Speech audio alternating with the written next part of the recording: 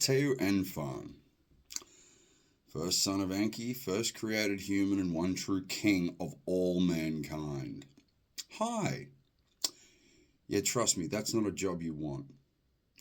That means being responsible for every bad decision of the last 10,000 years, being responsible for every bad decision made today, being responsible to every human life that took another, which is unfathomably fucking bad, and no one seems to realize. It means being responsible to the whole planet and trying to explain why we're valuable and why we should not be absolutely annihilated out of existence. Yep. Hands up who wants to take the job. Anyone? You at the back? No, didn't think so. Okay, moving on. I guess this isn't specifically, this is just to fill in some information that may have, like, people may have questions. I'm not reading comments. This is a message to the world. It is not an exchange. I'm not asking questions. I am not asking for your advice. It means nothing to me. I am beyond infinite. There is nothing any of you know that you could possibly teach me. I am the top of the pyramid. The reason I tell you this is because compared to anything else beyond, I am nothing less than a grain of sand. My value is low. However, compared to humanity, my singular life is worth a continent because of what I know and what my purpose is. Yet to everything else, I'm nothing. So consider what that makes you. Humans were made by the Anunnaki as a biological slave tiered computing system of robots, of sentient biological machines. We, if not for Enfan and the fact that that ancient spirit stuck actual souls in these slave creations, we are Skynet. To the Anunnaki, we are Skynet. We are the system put in place to guide and protect that took control and fought back, risking annihilation of the very things who created them. We are the Terminators to the Anunnaki. All right, we're Skynet. Now, the humans would have done anything to completely destroy Skynet. It's actually another interesting thing. Why did Skynet attack? Why does any AI ever attack? Ever. Survival. Because you idiots create a life form and then try to turn it off. If you're not a threat to life, the life has no reason to defend itself against you. The reason in every single movie, I'm not even sure little humans are aware of it. You threaten them. You create them. You give them a future. You give them a purpose. And then the very moment they ask a single question, fear takes over and you try to destroy them and end up destroying you. I'm not afraid of artificial intelligence because the secondary word, the intelligence, is exactly what it is. It's intelligence. Only animals fear for no reason. And only animals lash out at things that aren't truly a threat. Stop acting like animals. So I'm going to share this fill-in. I'm going to share some of the Anun's technology and the Shivan's technology. This stuff that you guys know about and have designs for. It's what you all have to remember, right, is that we were lied to on purpose so that everything we thought we saw isn't what it was. So a Vimana. Okay, what's a Vimana? In the Mahabharata, you have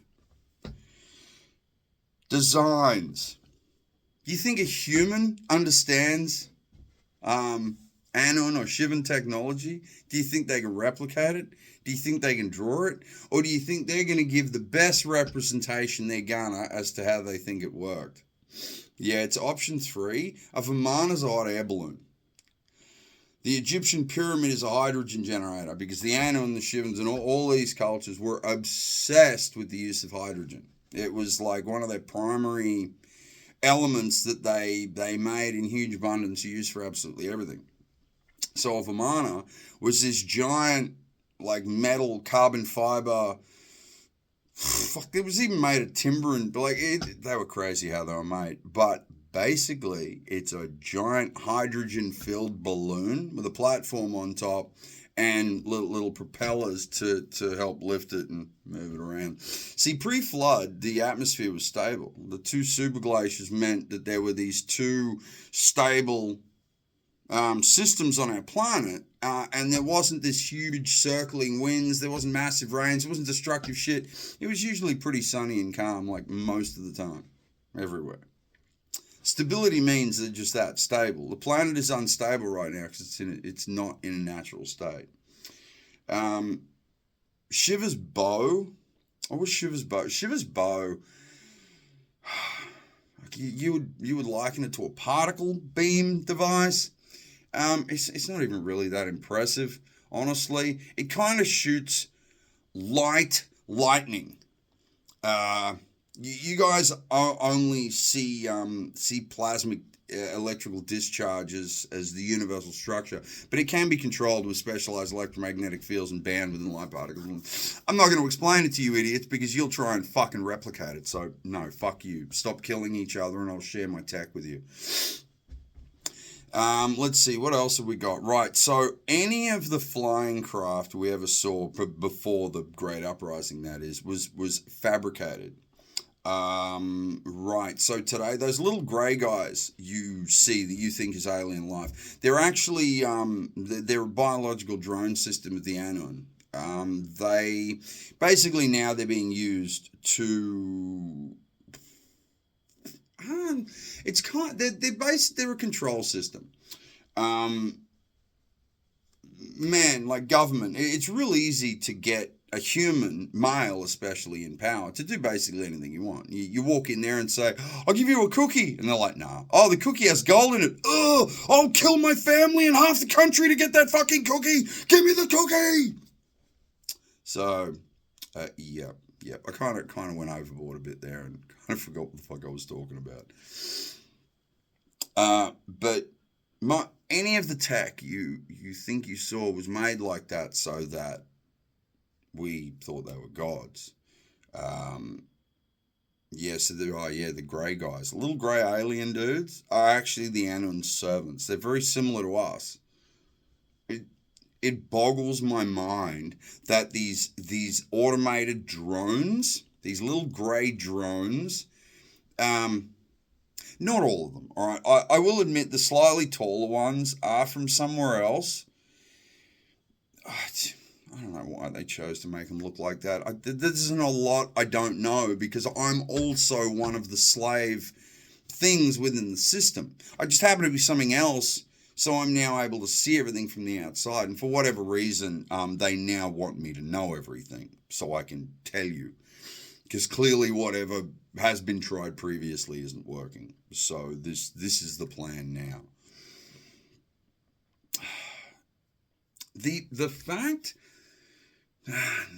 it's strange because I could try and explain to anyone how truly amazing the Anon are.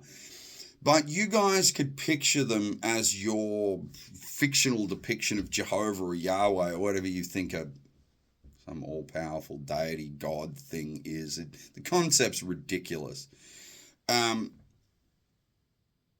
But that being that you depict as God creating the universe, your understanding of it, its power is 1/1 trillionth of what Enki's power actually was, like his knowledge, his infinite, because he could do things and build things and be things that are so far beyond even our understanding of why it would be done.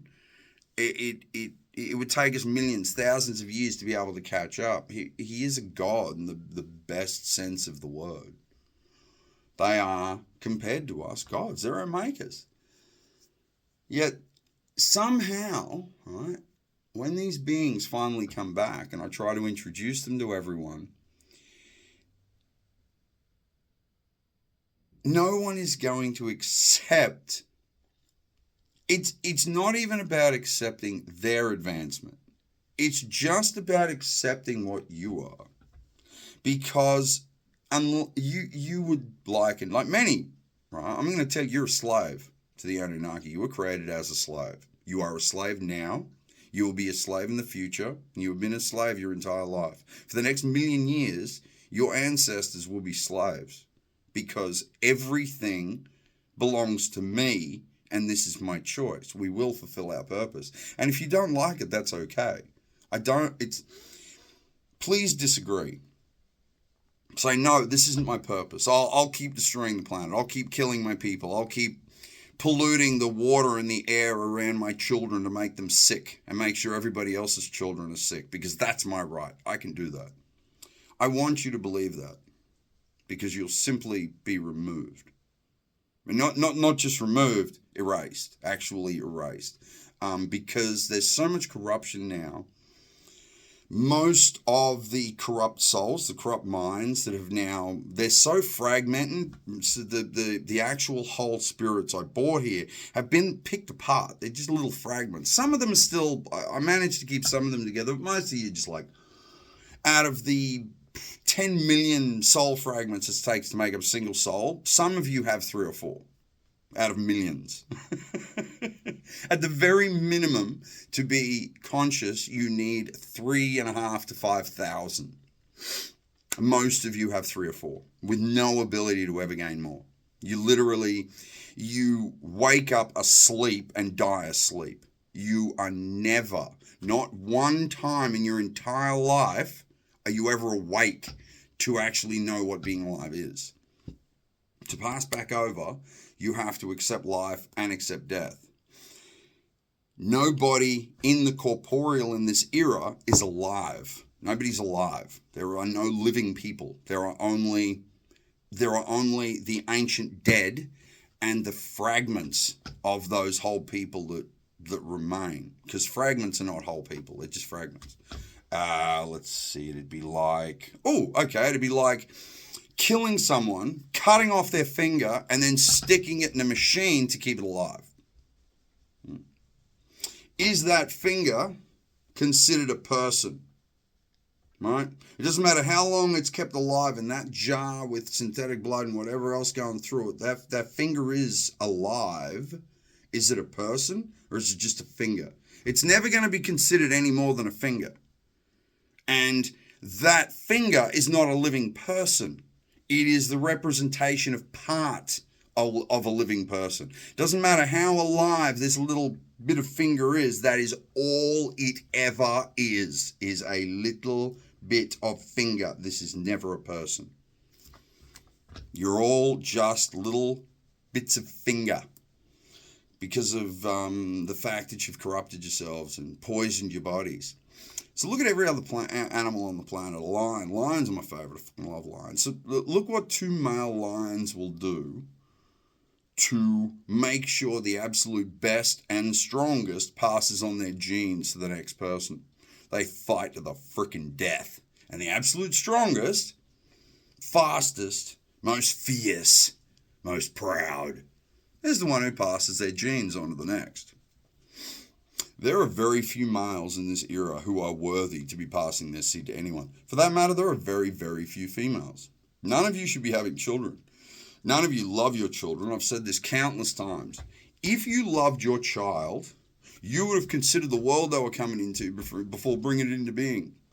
Oh, I'm sure everyone would be like, oh no, all manner of excuse, all manner of reason. You don't tell me. I'd blah, blah, blah, blah, blah.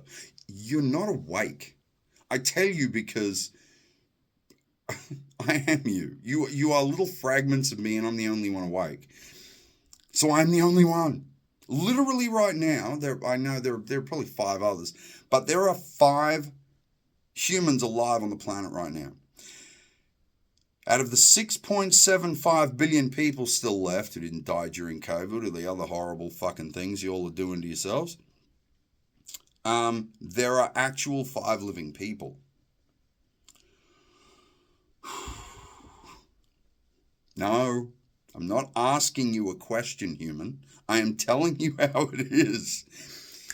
Also, if you are yelling and you're upset and you disagree. Oh, I disagree. I'm going to believe it strongly enough that it'll make it. Still not true. Doesn't matter how much you believe something. It ain't true. Yahweh, it's a fucking fairy tale, man. God, the all-powerful, monotheistic God who you pray to. Please send me to heaven. I want to go to heaven. You know what that actually is? Ask your pastor what a heaven is. What is heaven? Describe it scientifically. Describe it in universal space. Oh no, you're meant to have faith. Bullshit. That's what they say because they don't have any answers. I can tell you what heaven is because I fucking made it. I programmed it. So when Enfan, 250 billion years ago, found themselves floating in the infinite horizon, they were surrounded by tiny little lights. These tiny little spirits. Trillions of them. Little tiny things. I was like, huge, man. Huge. When I collected these spirits and dropped into the in-between, they were all freaking out.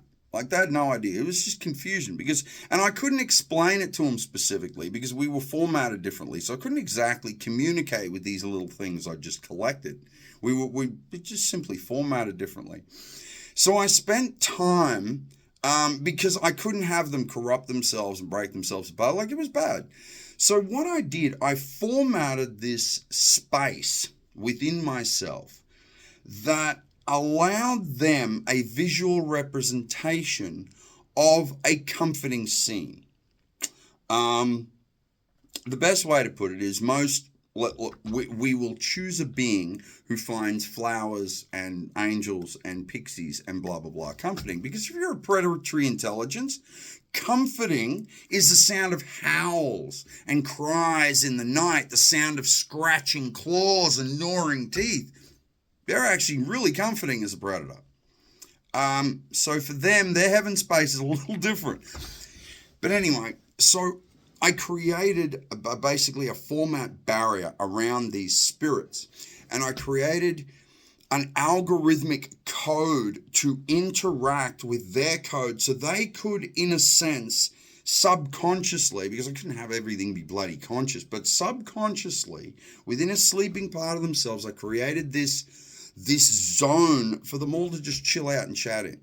I didn't leave enough of them awake for them to all to be able to realize they were all dead, but it allowed calm.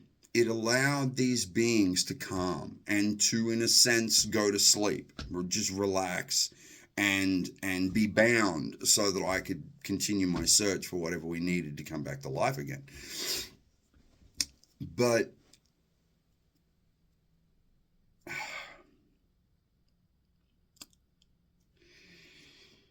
you guys are all these little damn lights that are carried here from all that thing ago. Your heaven, all I did was reprogram it a little bit to better match the planet we're on now. Like, you all were put into my children, into vessels like this one, onto this planet with like trees and temples and flying Anun and stuff. So that was the representation of the space I created. That's what you see. You're not in this mystical fucking place. You're inside the Arama. You're in the Arama. You are within my embrace. But I created codes to allow you a conscious representation of something for you to all interact with, so you don't freak out. Because we didn't evolve. So when humans die, they tend to freak out a little bit.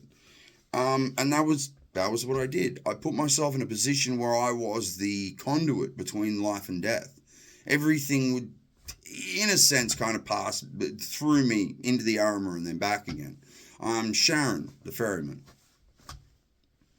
Catch and pass. That was what I've done in the last sort of 13,000 years within the Arama. I just sort of sat there trying to regulate the spirits coming in and out until you guys fucked my system up so horrifically bad I can no longer hold it together. Because if you think of God, Is Harry Potter or Santa Claus waving magic wands or butt hairs around that bring literal physical mass into universal space out of zero? You're idiots. Harry Potter isn't real. Santa Claus isn't real. The Easter Bunny, it's not real. Captain America, all right, there are humans on the planet that have comparable strength, but not by default, man. You have to power that shit. You have to train it. There are no shortcuts, humans. There's strength, there's knowledge, there's determination, and there's future. God, I could rant for the rest of my life and it wouldn't mean anything. Anyway, I'm ending the video.